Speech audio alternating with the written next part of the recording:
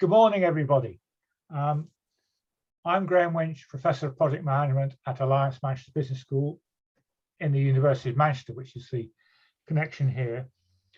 And we're here this morning to interview Professor Stephen Wearne, who is a long stalwart of the world of major projects in the UK.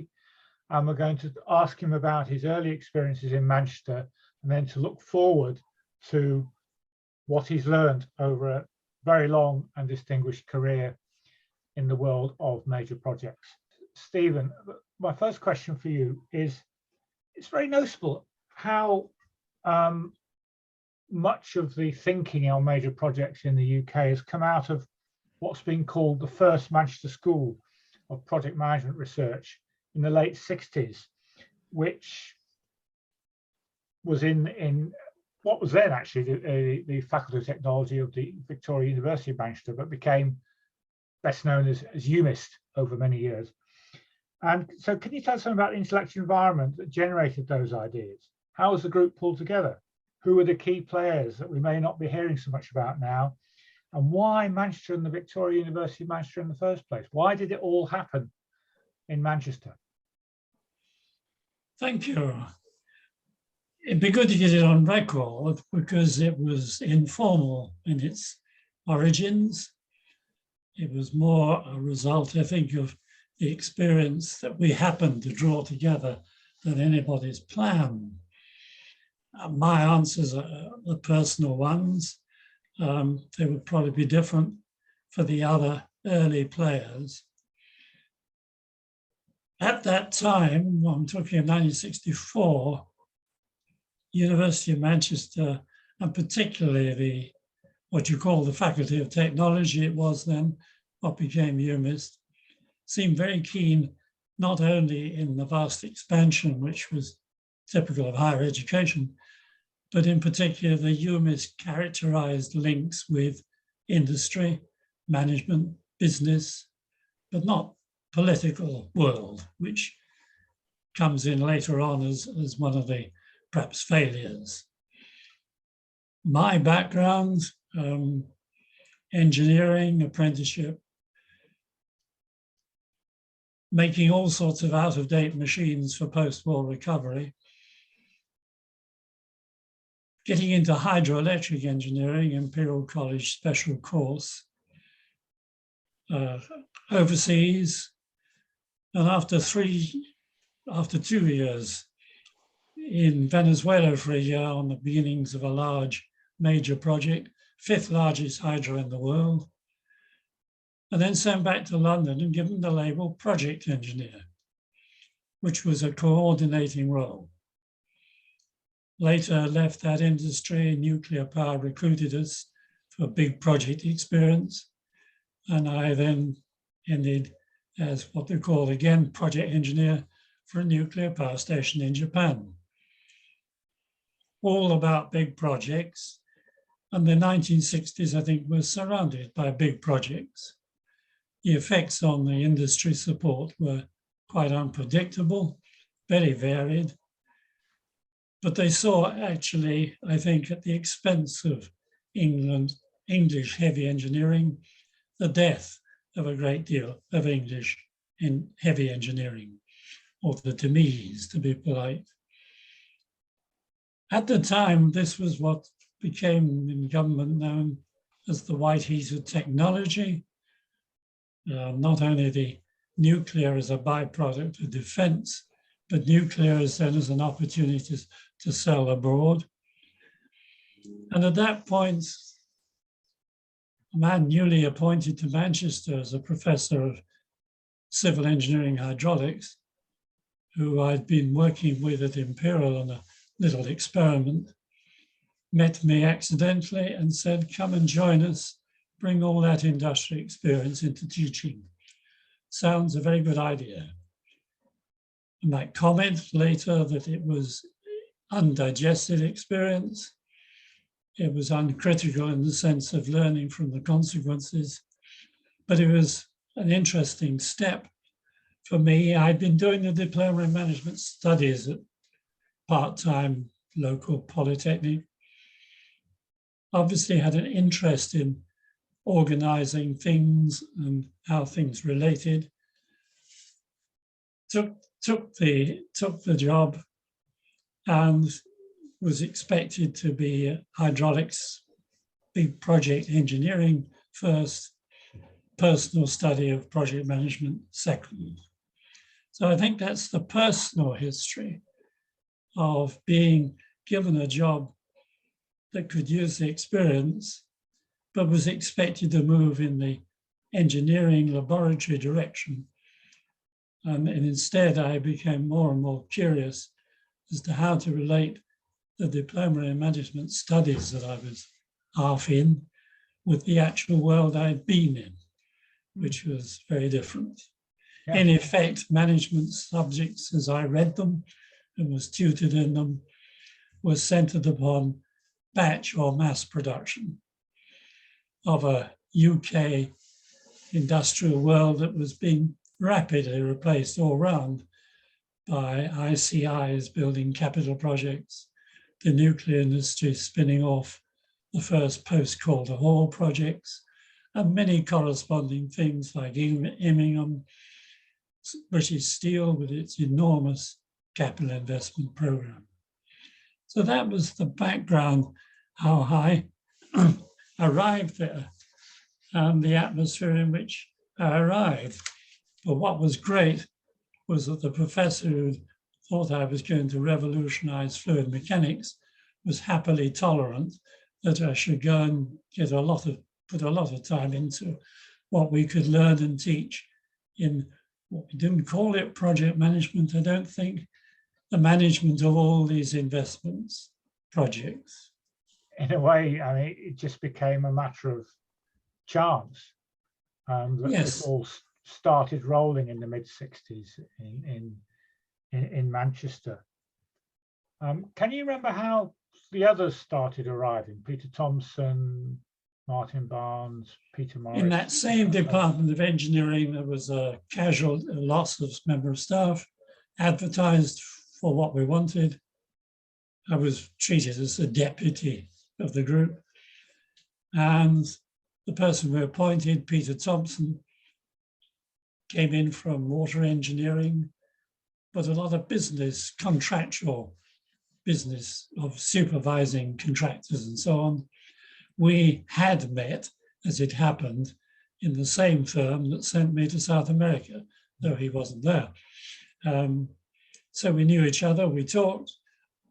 I must have been, as usual, brief about what I was doing on all these project worlds compared to the existing teaching, and the need for engineers to appreciate things like cash flow, contractual commitment, you name it, particularly issues of relationships in project teams, which I was trying to study.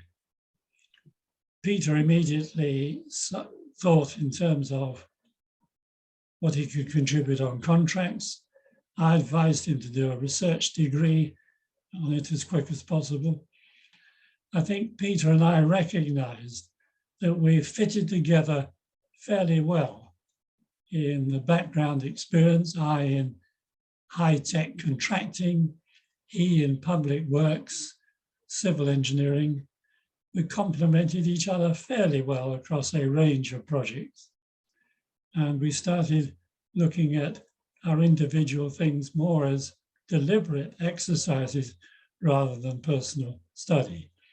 And Peter had the idea that the biggest headache, the biggest waste of time, source of aggravation, I thought, not to exaggerate it too much, but nevertheless, that civil engineering was hampered greatly by not well managing contractual interfaces, and most of those resided by the golden world in my previous experience, cost, money, cash flow. So Peter put together some ideas as to how the form of work in civil engineering contracts related to the payment system in civil engineering contracts, and put together proposals from experiments that were more testing, more realistic basis for payment. We talked to the industry, as both of us had been on our individual interests, got widespread interest in doing some experiments, wrote a specification for a job to carry out those experiments, advertised, and appointed a man from Canada who we'd never met, who seemed to be intellectually promising, thoroughly full of ideas in developing, named Martin Barnes. Yeah. That was the first deliberate definition of a job to do to advance the state of project management, to manage ideas and to actually experiment. That was fascinating. And we can actually say that initial work ended up with the new engineering contract many, many years later. But there's a clear line through that initial. Not totally clear.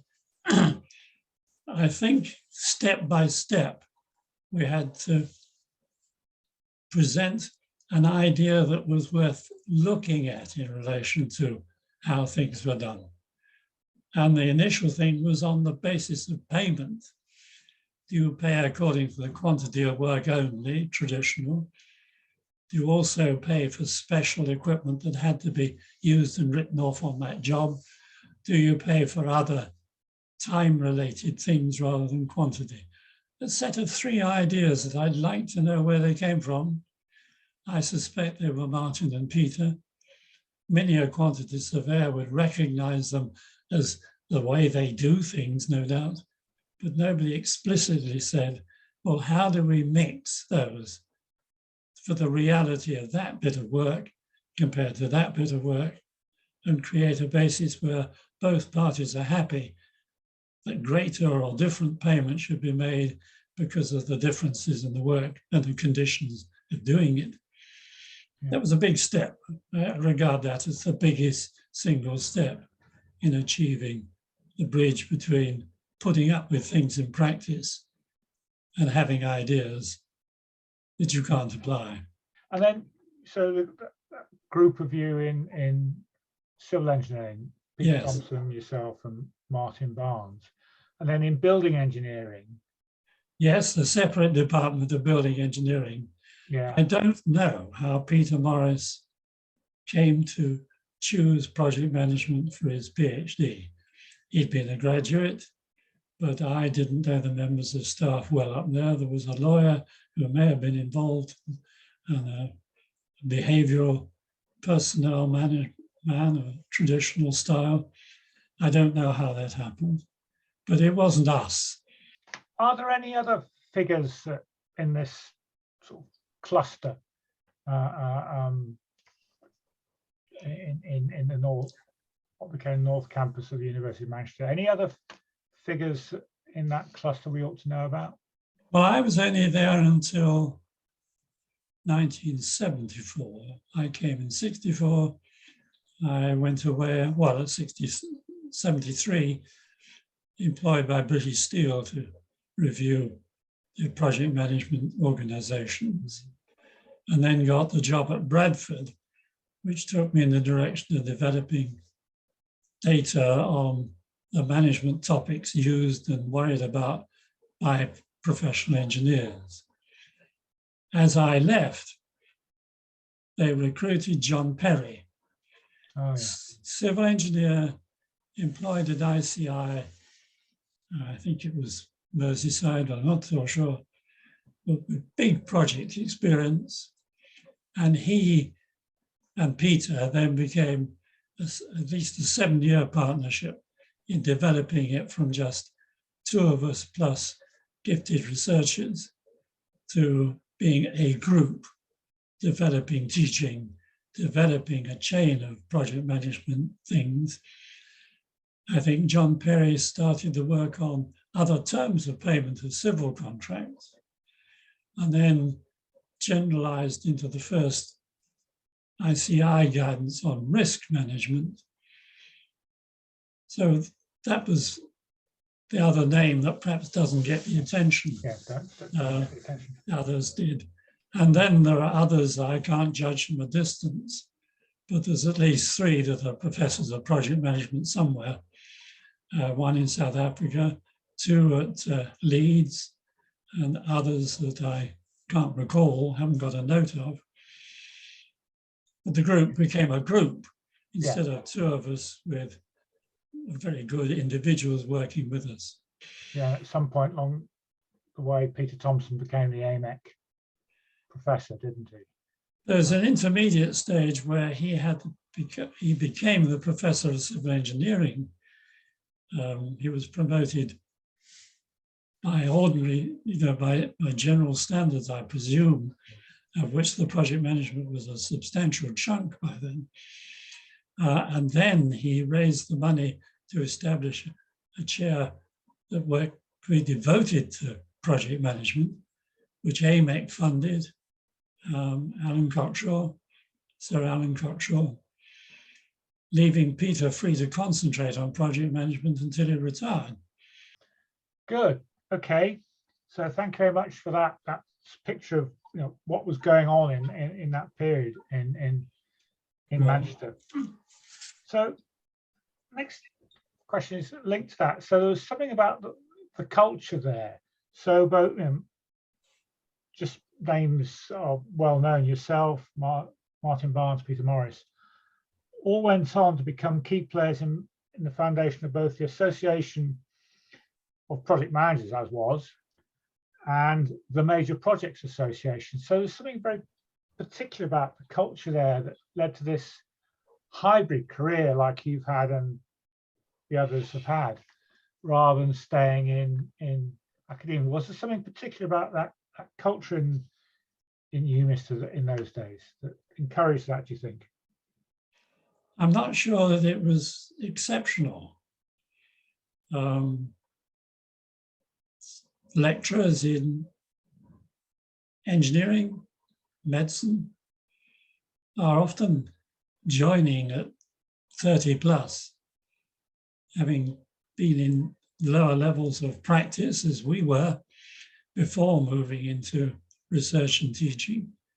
But I think it was nothing exceptional in the engineering at that time to retain the hybrid sort of interest of being, at least to some extent, not much in my case, pursuing the technology at the same time as developing the management or the other part of the hybrid, the academic view.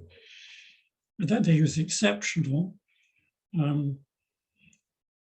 But by the time I was leaving, short courses, we'd run several short courses pretty early on.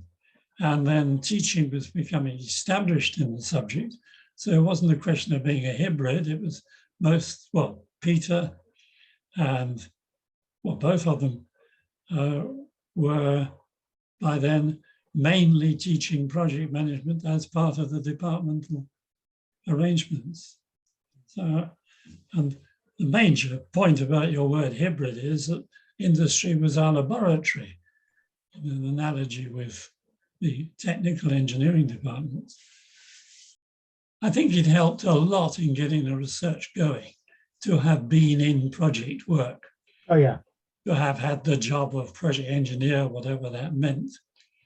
What's your personal view, because you've done a number of review articles over the years, what's your personal view of how the research field of major projects has developed over the last 50 years? What do you think are particular highlights in that period? And perhaps what do you think are some wrong turns, if any? Highlights as regards MPA was the way the atmosphere evolved in the early meetings.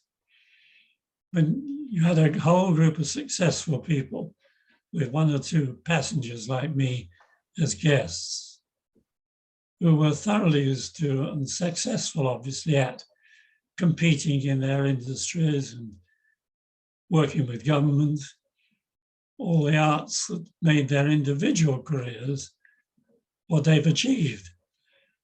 I thought most of them would have found it difficult to be asked to sit in a room and talk about project management.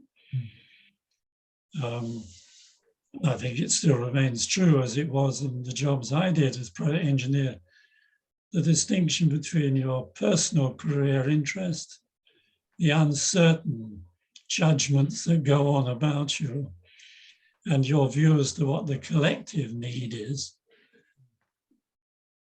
may inhibit quite a lot of potential cooperation. So if we're talking about the early history of MPA, I don't know whether it was Uwe who thought of it, or whether it was the Keble College Syndicate that thought of it, but whoever they were, they set up a neutral base which was excellent, but I think it was precarious early on. What's your impression of the general intellectual development of the field over the years? What was going on? I guess the 70s and into the 80s, very uncertain, but the interest in project management in industry was suddenly ignited. Suddenly there was talk of project management in government, and it was the thing to show that you were using. I think it developed, making people realize what a lot of obvious conclusions were in fact common, but difficult to achieve. I think it developed into perhaps promising too much. I think it had the risk, as we all have, of thinking there is a right answer. We'll find it somewhere if we work on it long enough. And then I think there came the reactions of the collapse of British Steel, the progress of the ICIs into INEOSs and so on, where perhaps there was then a reaction against project management as a label for making capital investment look sound. What would your advice be for the project team preparing to deliver Sizewell C? If you're in the team running the project, I think you have to eternally be sensitive to sort of the project and the career incentives that you have. But early on, you have the excitement of starting. In the middle period, you have the complexity of getting accurate, I think, agreement on what you're actually going to do and when.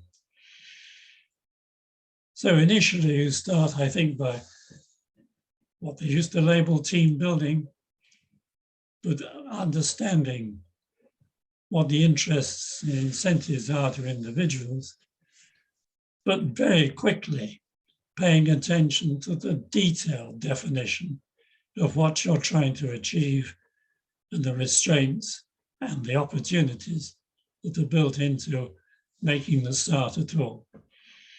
Because it feels great the first third of a project, but it's in that time you set up all the loose ends, all the ambiguities of the rest of the project. So you have to be, as I was once, both cox at the back of the boat, but also the person setting the work rate and defining what is needed. Not a precise answer, but I think those two things were the ones that I noted. I think there is a critical size issue to be aware of, that you're dealing with people who do small packets and you're asking them to understand the needs of a large packet. There's a great deal of discontinuity in careers with people you need early on who aren't going to be around later. There are a whole lot of fairly obvious, in retrospect, things about major projects. I think there's a general thing, a note I've written down. You have to be aware of the premature start when you haven't got a good enough basis. You have to be aware of rigid objectives that needs flexibility. You probably need as a colleague once said on my studies of emergencies, isn't everything in effect an emergency, because every decision ought to be both final, but in fact managed with that fancy word agility. Mm-hmm. Yeah, that would be my lesson to them. Good. Well, you need to decide an awful lot that you can fully keep in fluid state throughout. Finally, to what extent do you think that the promise you outline in your 1965 New Scientist article, which was entitled Towards a Science of Project Management, has been delivered? Do you think we now have a science of project management?